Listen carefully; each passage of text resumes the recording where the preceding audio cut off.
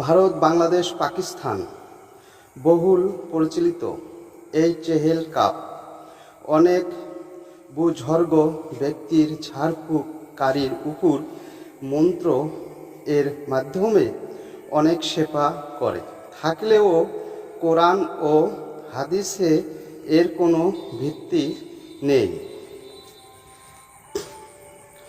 যদি অনেকে এর প্রবক্তা হজরত আব্দুল কাদের জিলানীর রাদিয়াল্লাহ বলেন, কিন্তু কোনো কিতাববাদীতে তা পাওয়া যায়নি।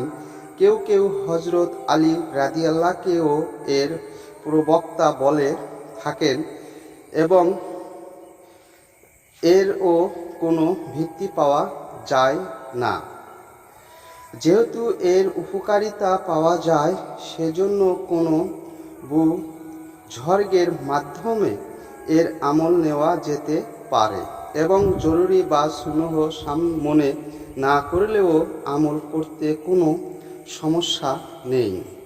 তাছাড়া চেহেল কাপ শব্দ ও কাপ শরীয়তের সাথে সংঘর্ষিত নয়, বরং সামষ্টিক। চেহেল কাপে কোনো কুফরি বাক্য নেই। সকল বাক্যর ইঞ্চিত ও মর্মর্থ আল্লাহ তাআলার দিকেই।